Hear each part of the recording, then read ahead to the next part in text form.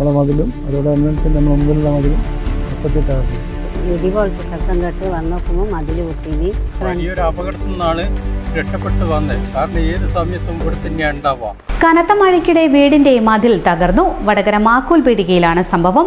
തകർന്നു വീണ മതിലിന്റെ ഭാഗങ്ങൾ പതിച്ച് സമീപത്തെ വീടിന്റെ മതിലും പൂർണ്ണമായി തകർന്നു. ഒഴിവായത് വൻ ദുരന്തം.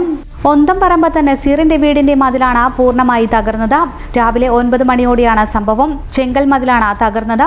ഇത് തകർന്നു വീണത് തൊട്ടു താഴെയുള്ള മീത്തലേച്ചാലിൽ അശോകിന്റെ മതിലിലേക്കാണ്. ഈ അടുത്ത് നിർമ്മിച്ച അശോകിന്റെ മതിലും പൂർണ്ണമായും തകർന്നു.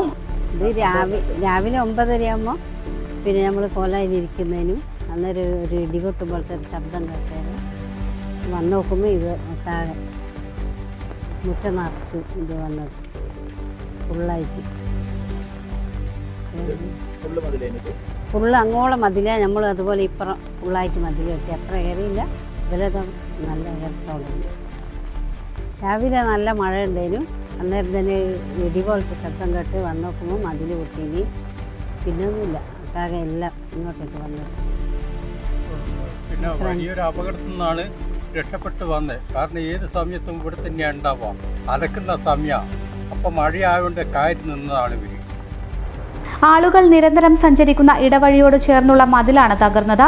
ഈ സമയം മഴയായതിനാൽ ഇതിലെ ആളുകൾ കടന്നു പോകാഞ്ഞത് ഭാഗ്യമായി. അശോകിന്റെ ഭാര്യ അലക്കുന്ന സമയമായിരുന്നു. മഴയെ തുടർന്ന് വീടിനുള്ളിലായതിനാൽ ഇവരും രക്ഷപ്പെടുകയായിരുന്നു. നഗരസഭയിലും വില്ലേജ് ഓഫീസിലും വിവരം അറിയിച്ചിട്ടുണ്ട്. ഏകദേശം 3 ലക്ഷത്തോളം രൂപയുടെ നഷ്ടം കണക്കാക്കുന്നു. സംഭവത്തിൻ്റെ കാലത്ത് നല്ല മഴയുള്ള സമയത്താണ് മൊത്തത്തിൽ ഇടിഞ്ഞു പോകുന്നത്. നമ്മളെ മതിലും അതോടനുബന്ധിച്ച് നമ്മുടെ മുമ്പിലുള്ള മതിലും മൊത്തത്തിൽ തകർന്നു. പുതിയ മതിൽ ഇപ്പോൾ അടുത്ത് കെട്ടിയത്, അതും പുതിയ മതിൽ. അവരും ഇപ്പം അടുത്ത് പുതിയ കെട്ടിയത്. ഇല്ല, ആ മതിലില്ല. അവിടെ നിന്ന് ഇങ്ങോട്ട്, ആ പോസ്റ്റിൻ്റെ അടുത്ത് ഇങ്ങോട്ട് ഇല്ല. ഇവിടെ ആരുമില്ല. ഞാനും എൻ്റെ ഭാര്യയ്ക്കും സുഖമില്ലാത്തതുകൊണ്ട് വീട്ടിൽ അപ്പുറത്തെ മോളെ വീട്ടിലായിരുന്നു. അവിടെ ഇവരൊക്കെ വന്ന് പറഞ്ഞതിന് ശേഷം ഇങ്ങോട്ട് വന്നതാണ്.